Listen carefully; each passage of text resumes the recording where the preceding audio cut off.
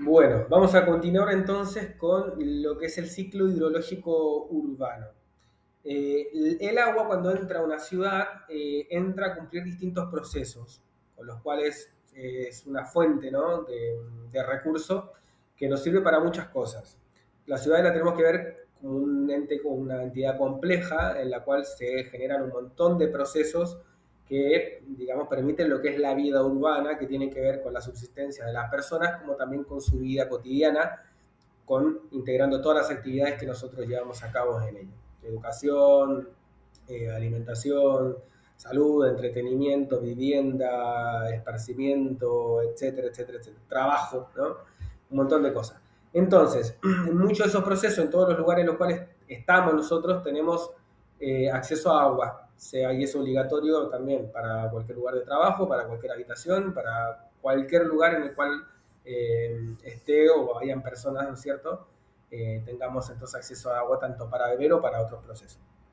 Acá el agua se accede de distintas maneras, dependiendo de cómo se puede obtener. Hay ciudades en las cuales depende de aguas o acuíferos subterráneos, otras que el recurso, por ejemplo, en el caso de Buenos Aires, viene por un río principal que, que se alimenta generalmente por las lluvias, tanto no tan solo locales, que pasan acá en Buenos Aires, por ejemplo, toda esta zona, sino que también que ocurren aguas arriba del río, incluso en otros países, ya que la cuenca abarca incluso Brasil, Bolivia, Paraguay, por ejemplo, Uruguay y Brasil, además de Argentina. Entonces, en otros lugares, por ejemplo, si se van ustedes hacia la cordillera, el agua viene de deshielo, ya no depende de la lluvia, sino que depende de cómo se derriten los glaciares y la nieve durante el año. Y en otros países más con un estrés hídrico, una situación mucho más compleja, por ejemplo, Medio Oriente, que dependen de las desalinizadoras o aguas de desalinización del mar, ya que como no tienen acceso a agua como acá, ellos necesitan, ante zonas costeras, tomar el agua salada del mar que no se puede utilizar, así directamente procesarla, sacarle las sales y con eso poder entonces usar esa agua potable, potabilizada posteriormente. Entonces ellos sí dependen de mucho más aplicaciones tecnológicas que para el caso nuestro. Entonces, una vez que ingresa el recurso en agua dentro de la ciudad, se distribuye a través de las redes, a sectores industriales para su proceso, sectores, por ejemplo, de energía, para producir energía, principalmente para sistemas de refrigeración, y las zonas urbanas que tienen todo este complejo de edificios para distintas actividades, como dijimos recién. Y ahí están más asociadas a lo que es la limpieza, cocina, higiene, beber, ¿no? Etcétera, etcétera. Y luego, toda esa agua que circula por una ciudad durante varios días, empieza a converger en lo que son las cloacas, como llamamos, que son dos sistemas de irrigación diferentes o de transporte de agua. Uno es el de ingreso, por donde viene el agua potable, y luego la otra es el agua, entonces, que va como desecho a devolverse al río una vez usada. Y esa agua requiere entonces un tratamiento previo para volver a volcarla en el río original con la menor afectación posible y con parámetros similares a la que la obtuvimos aguas arriba. Y ahí están las plantas de tratamiento de aguas residuales como un elemento importante entonces dentro de este ciclo. Además tenemos aportes distintos que no tienen que ver solamente con esa agua extraída y potabilizada, sino que cada vez que llueve esa agua también escurre y va por los sistemas de drenaje que se han desarrollado, algunos naturales. Cuando tenemos un suelo natural tiende a infiltrarse por la tierra, pero como en la ciudad hemos tirado cemento y asfalto por todo lado, tenemos superficies impermeables que no permiten que el agua de lluvia se infiltre directamente en la tierra. Por lo tanto, requerimos de sistemas pluviales que descarguen esa agua por otro circuito, otro ramal, hacia ser de vuelta al río. Entonces tenemos prácticamente tres circuitos. El primero de ingreso con agua potabilizada, se potabiliza y se distribuye. Luego tenemos las aguas residuales, que son las que vienen de la cloaca y van a una planta de tratamiento para hacer de vuelta al río. Y tenemos el otro sistema de pluvial, que tiene que ver con la evacuación entonces de las aguas de lluvia, principalmente debido a que tenemos que compensar la impermeabilización del suelo que hemos llevado a cabo mediante el cemento y asfalto.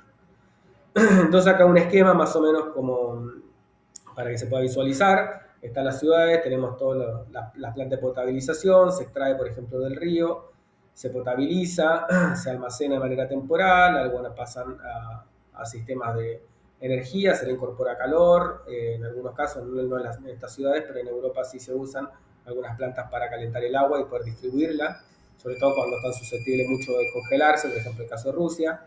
Se distribuyen a nivel de edificación, consumo, y luego van al alcantarillado para ser llevadas a una planta de tratamiento y de vuelta al río. Y ese es más o menos el esquema. Y en medio tenemos las lluvias que caen, que infiltran por el suelo, y muchas de esas lluvias o agua que cae, que precipita y que no puede ser infiltrada, es recolectada mediante estos sistemas pluviales para hacer de vuelta, como acá aparece, al río natural. Entonces, a nivel de cómo es el flujo de desperdicio, en este caso de aguas cloacales, del 100% en este caso de Argentina, ¿no? Del 100%, el 53% del agua va a desagüe. O sea, de todo el agua que se consume en Argentina, el 53% es evacuado mediante cloacas. El 46% va hacia cámaras sépticas o puntos ciegos que tienen que ver con zonas más rurales. Hay muchas ciudades o pueblos, ¿no? Zonas urbanas que no tienen cloaca y planta de tratamiento. Por lo tanto, terminan en sistemas aislados con cámaras séptica, o pozo ciego. Y un 0,5% se excava o se va por una litrera. De ese 53% que se recepcionado y confinado para ser transportado, un 11% solamente pasa por una planta de tratamiento de agua. El resto, el 42%, sin tratamiento, es descargada o de vuelta directamente al río. ¿Es una problemática en Argentina? Sí, porque faltan plantas de tratamiento, sobre todo en ciudades. De hecho, creo que más de la mitad del agua de Cava, de Capital, la ciudad autónoma de Buenos Aires, no pasa por una planta de tratamiento, porque hasta ahora no se ha hecho dentro de lo que es la ciudad. Hay zonas periféricas de Ciudad de Buenos Aires que sí llevan esa agua cloacal a la provincia, donde sí hay plantas de tratamiento, pero en Capital, al no haber mucha de esa agua, pasa directamente al Río de la Plata sin tratamiento previo. Y hay algunas, menor del 20% se reutiliza más o menos segura para algunos afluentes domésticos también que se usan. Bueno, acá hay un esquema también de cómo se va distribuyendo entonces el agua pluvial, para que ustedes también lo puedan chequear el agua, como todo el sistema de drenaje que existe en la ciudad.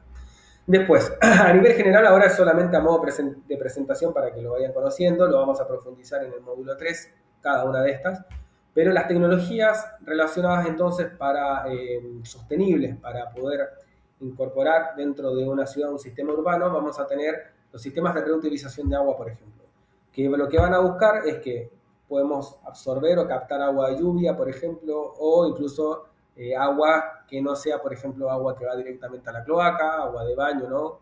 Cloacal que no se puede reutilizar así como está, pero sí tenemos agua, por ejemplo, de la ducha, que podemos usarla en el inodoro, o nos lavamos los platos, o las manos en algún lugar y podemos incluso reutilizarla para lavar ropa o para incluso riego, para limpiar el auto o algo similar. O sea, hay formas en las cuales podemos reutilizar el agua dentro de la casa y no estar usando agua de cero cada vez que vamos a consumirla. Vamos a ver también sistemas de tratamiento de aguas residuales, qué tecnologías tenemos para aplicar de manera local para las aguas residuales, que las vamos a separar entonces en aguas grises y en aguas negras. Las aguas negras son aguas locales y las aguas grises son estas aguas reutilizables que vienen, por ejemplo, de la ducha o quizás de alguna limpieza en la cual el agua todavía no está cargada de contaminantes para poder utilizarla nuevamente. Hay sistemas diferentes de lechos, si tenemos que tener un sistema de filtrado, hay algunos biodigestores, por ejemplo, que pueden también aprovechar de tratar estos residuos. En fin, vamos a ver la forma en la cual se pueden tratar las aguas residuales y cómo dimensionar entonces también esas tecnologías para aplicar en algún lugar. Y si como vimos en las minas anteriores, la cantidad de agua que se usa y que no pasa por un sistema de tratamiento es altísima, donde estos sistemas pueden entrar a cumplir, digamos, una función esencial y muy importante para evitar contaminación también del recurso hídrico. Sistemas de drenaje y captación, cuando llueve en exceso, que son los que más vamos a buscar aplicar, por ejemplo, en zonas cercanas a Buenos Aires, que tiene una gran cantidad de precipitación, y esa agua la podemos incluso utilizar sin necesidad también de depender todo el tiempo del agua que venga de la planta potabilizadora para riego, para limpieza, etcétera. Y además podemos entonces favorecer de que esa agua que cae en una tormenta torrencial escurra por el suelo a través de sistemas de drenaje con algún tipo de jardín, por ejemplo, eh, que además sirve a nivel visual o permite tener un espacio de dispersión en una casa, en un edificio, en un complejo habitacional, y que permita entonces que se infiltre por el suelo y pueda entonces depurarse, poder reutilizarse y si no ir directamente a las napas, pero favoreciendo entonces ese drenaje natural y no se estanque o permanezca mucho tiempo en el suelo o escurra, porque ahí es donde generan las afectaciones como las inundaciones que vemos frecuentemente. Sistemas de evacuación de agua, similar a lo anterior, distintos sistemas para separar, como dijimos antes, principalmente las aguas grises de las aguas negras y poder en algunos casos poder reutilizar algunas y la otra tratarla incluso y generar o aprovechar tecnologías para un complejo que sea tipo isla o independiente de algún sistema general de abastecimiento y de tratamiento de agua como pasa en la ciudad. Entonces, hay formas en las cuales podemos mejorar el uso doméstico, ¿no?, de consumo, por ejemplo, el lavarropa usándolo con modos más largos o menos eficiente, por ejemplo. El inodoro, si vamos a volcarlo, podemos tener dos tipos, por ejemplo, de carga o descarga en realidad. Un botón para una descarga rápida, que tiene que ver por ahí con un uso que no requiere que descargue los 20 litros más o menos que aproximadamente tienen y que descargue menos, y con eso es suficiente. Y en otros casos, con el doble botón, poder descargar el tanque completo. Y también en este caso el uso de canillas por ahí por separado para juntar, en este caso, lavarnos las manos, por ahí un monocomando es más eficiente en ese sentido.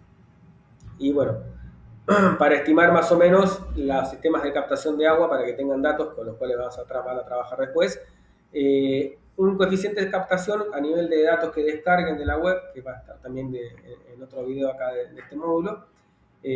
Cuando hablan de milímetros que caen por hora, por días, por año, se refiere a la cantidad de litros que caen en ese lugar, en esa zona, por metro cuadrado. Entonces, cuando dice, por ejemplo, la lluvia de hoy trajo 80 milímetros de agua, significa que por cada metro cuadrado precipitaron 80 litros. Y cuando eso lo multiplicamos, decir, bueno, para lograr una superficie que capte, por ejemplo, 300 litros de agua o 200, que es más o menos lo que consumimos por día, quizás necesitamos 3 o 4 metros cuadrados para poder incluso captar el agua suficiente para consumir un día. Y así podemos incluso en lugares más secos poder mantener ciertas reservas, estimando la cantidad de agua que podemos captar por precipitación, por ejemplo, en distintos periodos del año, y estimar en función de eso también cómo se puede redistribuir en el consumo.